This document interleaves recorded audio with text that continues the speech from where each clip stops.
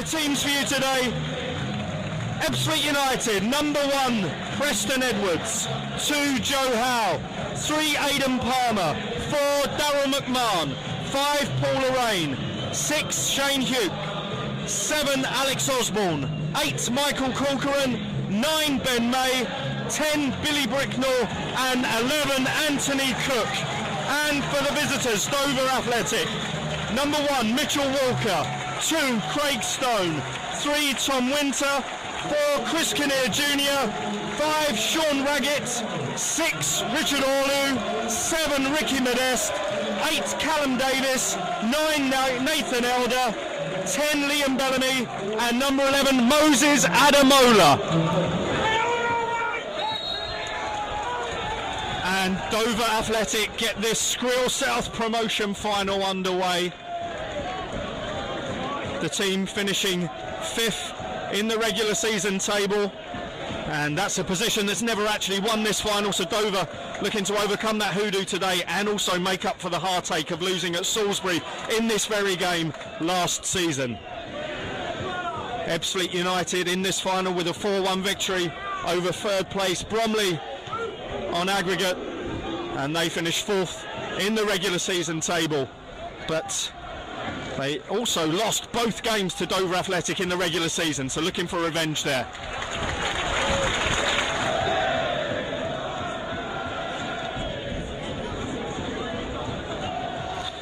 Winter plays the ball in again. This is Chris Kinnear challenging with Osborne. Osborne plays a long ball up front, looking for Ben May. That's easily cleared. This is Kinnear to Winter. Winter trying to look for Ricky Modeste over his head, and Ricky Modeste does pick the ball up and tries an early shot, and the first chance of the game goes to Dover Athletic. Preston Edwards in the Ebbsfleet goal was more than equal to it and lets the ball go wide.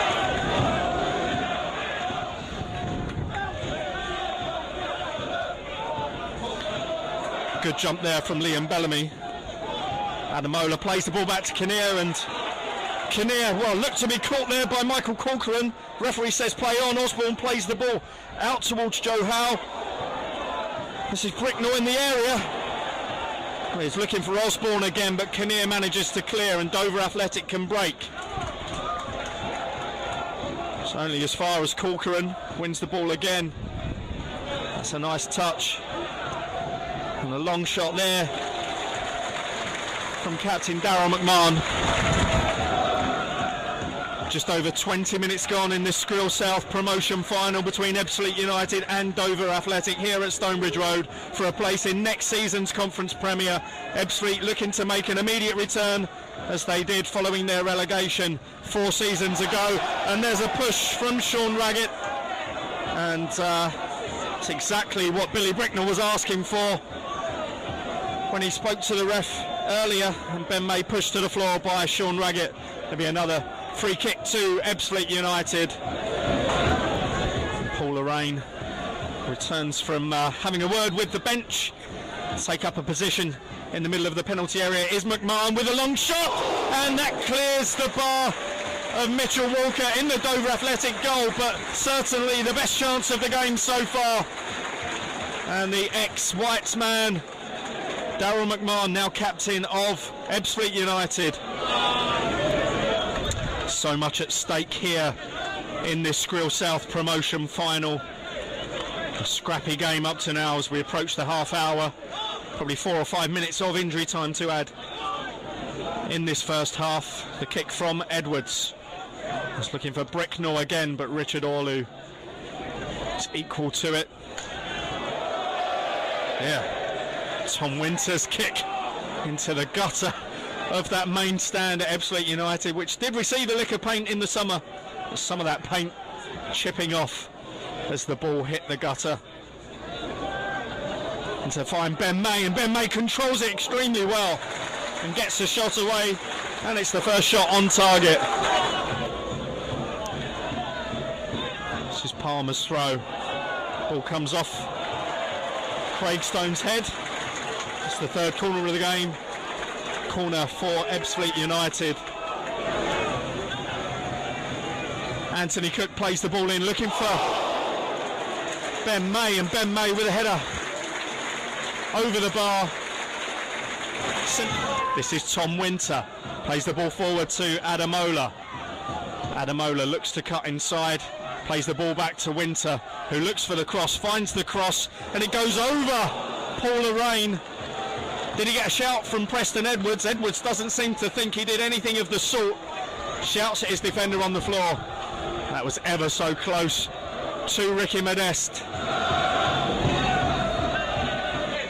Winter with this long throw. Goes through to Ademola. Ademola with Nathan Elder to his left, but he decides to go back to Chris Kinnear. Chris Kinnear plays the ball out to Craig Stone with the flick on to Ricky Modeste, who's challenged by Aidan Palmer, and that goes loose for Modeste, and Preston Edwards manages to get part of his body on it as he tells Palmer that away would have been the best option there. Ricky Modeste oh so close to breaking the deadlock.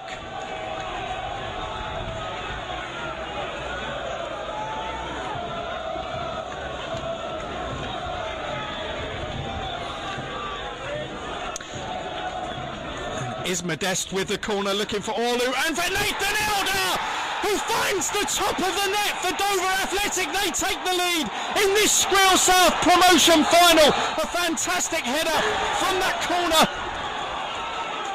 And what a fantastic corner from Ricky Modeste, finding the head of Nathan Elder, and it beats Preston Edwards in the Ebbsfleet goal. It's Ebbsfleet United 0, Dover Athletic 1 for a place in the Conference Premier for next season.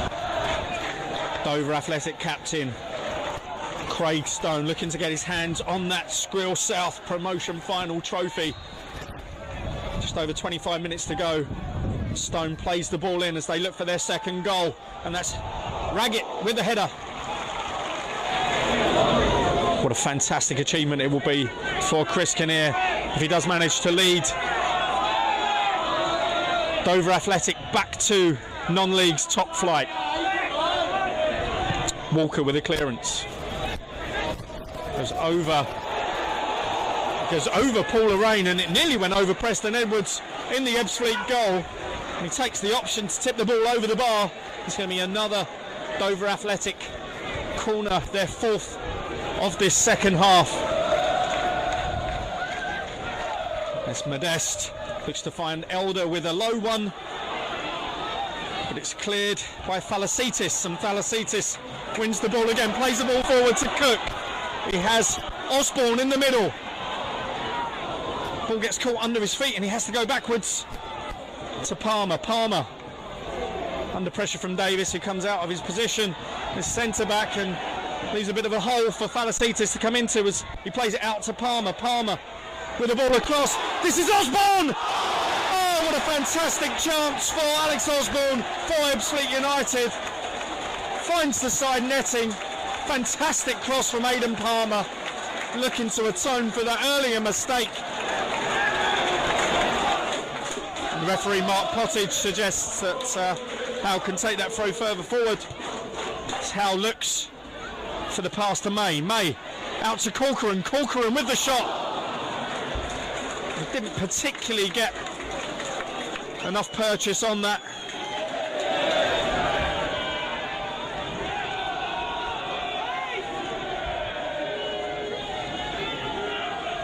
This is Falasitis. Plays the ball back to Palmer. Palmer with the cross. Looking for Ben May. Ben May plays the ball down and shoots. And as it came off of Tom Winter, gave Mitchell Walker plenty to think about in that Dover Athletic goal. He had to make a second dive at the ball and managed to get enough on it to steer the ball wide. A free kick to Dover Athletic. They lead this Squirrel South promotion final 1-0 here at Stonebridge Road.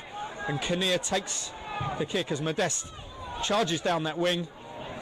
Looks for the cross, finds the cross as Huggett stays in there.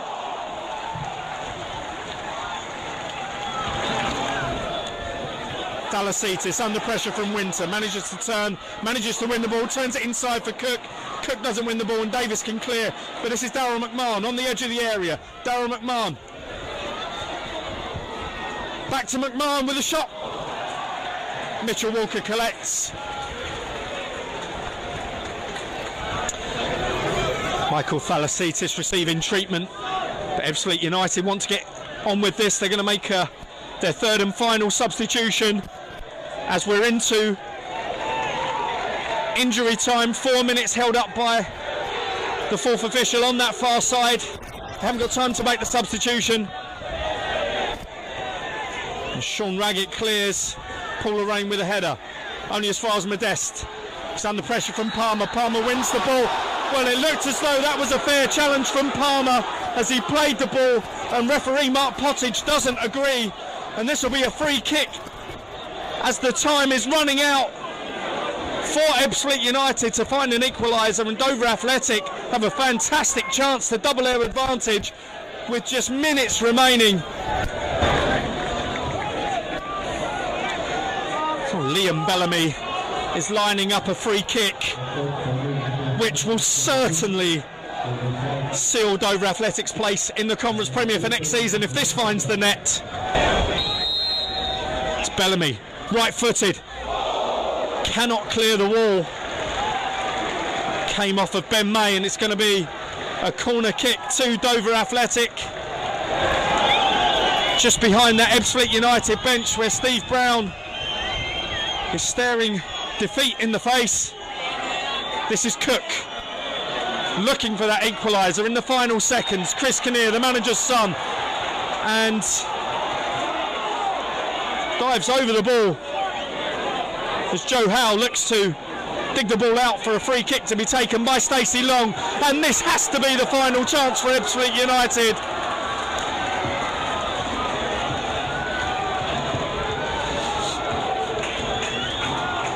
Cannot be long left on referee Mark Pottage's clock.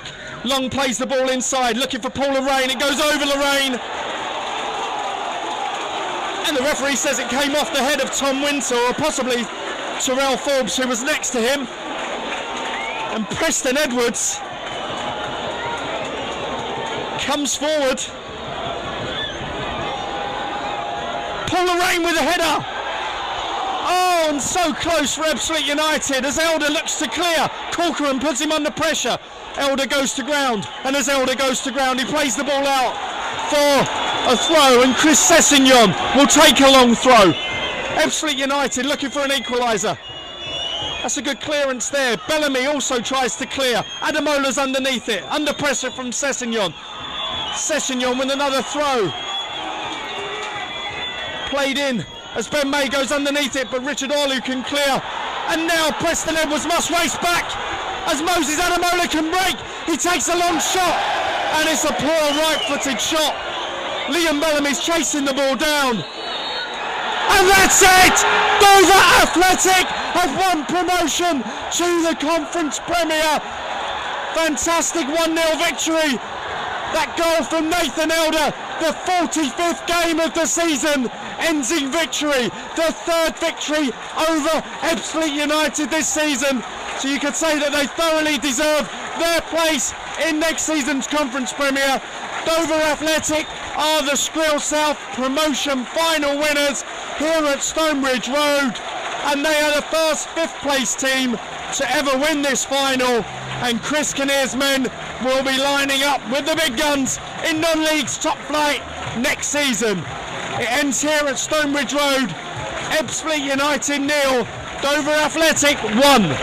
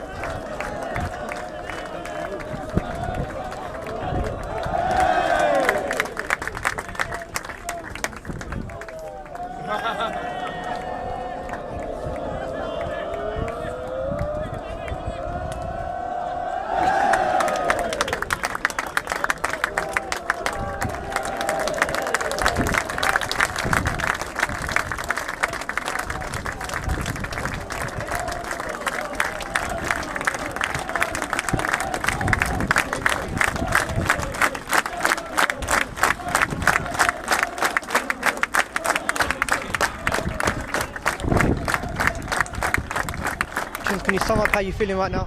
I can't even describe it. Obviously, the pain that we went through last year, all the boys put it in today, and we got I think what we deserved, really. I remember at Sutton in the second leg, you said that there weren't going to be no friends on the pitch today with all your friends at Dover. Is that how it went today? That's exactly how it had to go. We had to do it for 90 minutes.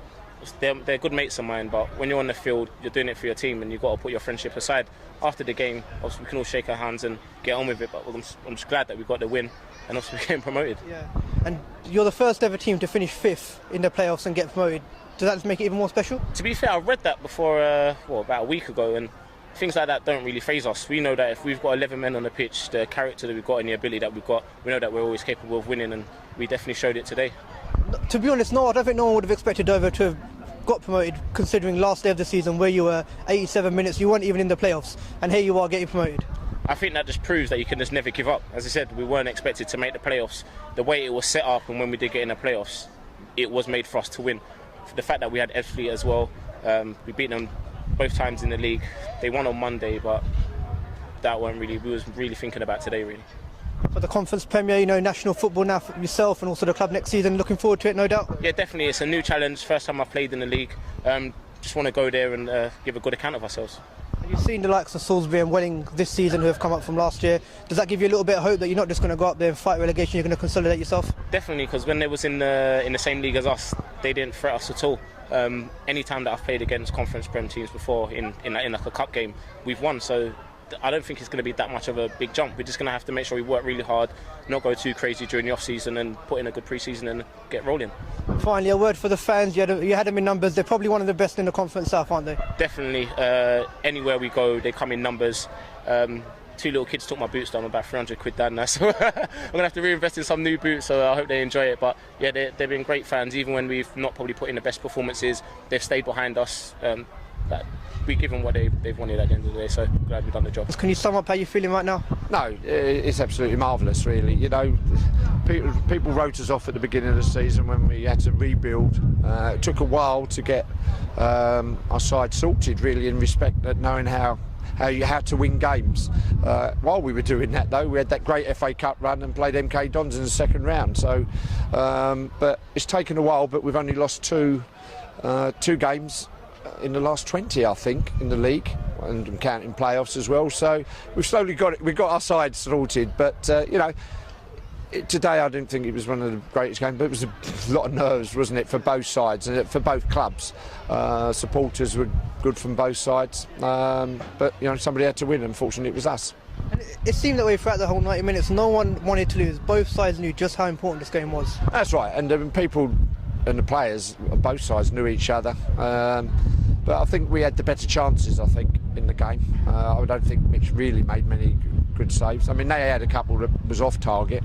I thought we had the better chances, and I think we deserved to win. Right, last 10 minutes, you know, after you score, they sling everything forward. But again, the lads are very strong-willed and character. This time last year, I'm sure the journey from Salisbury back to Dover wouldn't have been the nicest. No doubt this time back to Dover is going to be much more pleasant. Yeah. I mean, I don't live too far from here, so I'm not going back. I go straight from home from here. But no, we're really, really pleased. You know, everyone's worked hard. You know, all my staff, the players, the supporters have. I mean, at times they got a little bit edgy, the supporters. But you know, as I said, it takes 2 or 3 years to build a side, and we're not quite there yet, really. But we have to do it a little bit quicker. But you know, it's not have a good season, have a bad one. You know, the way I've always done it is been consistent, and fortunately the chairman agreed. Luckily we'd been at a side before, worked together before, and he knew and trusted me. Yourself and obviously several of the players as well, having felt the heartache of last season, did you use that as motivation this time around? No, never mentioned it really, because there weren't that many. I mean, you know, Jake and Kev that have been with me a while, you know. But again, we're experienced. You know, Kev was with me the first time Dover was successful, winning getting promoted twice, and Jake as a player has got quite a good promotion with Dagenham and AFC. So, you know, you've got to have people that are used to winning things and win things, and fortunately we've got staff like that. And if a word for the fans today, I mean, I've said to Ricky, I think they're one of the best in the Conference South, at least, if not in non-league football. They are away from home. I mean, at home I took a lot of sticker just after Christmas, but again, I think the last couple of managers, it made it very difficult for them, to be fair. But unfortunately, they're quite young managers. Luckily, the chairman and I, knew what. As the supporters said, we had a plan, but we did, and and to be fair, the players didn't falter either. So that's what we've really played about. But no, and when they are magnificent, aren't they? It's just that when things are not going right, they've got to stay behind the side. But that's something they'll learn. They've had a bit of heartache the last few years. They've been out of the conference for a lot of years. It'd be great going to all the great. I just had Daryl Clark on the phone. He's just brought Bristol Rovers down, but we've kept in contact when he was at Salisbury. So we've been meeting people that when I was in the conference before, Steve Burr. So it'd be quite good. It'd be quite good, but we'll see. But we'll give it a good shot. Yeah, I mean, you mentioned Bristol Rovers there. Dover Athletic got home to Bristol Rovers. How big will that be for the club, do you reckon? Oh, I mean, just being in the Conference Premier alone, back in the Conference Premier. Massive, isn't it, really, for us? Our local derby now is Welling. Which is good. A great, good club. They've done well. They're probably not going to go up and down. And that's what we've got to try and do. But it's going to be hard. As the chairman keeps saying, he said about 5 times. To be fair, the hard work starts now, and it's not wrong. But that's what you do.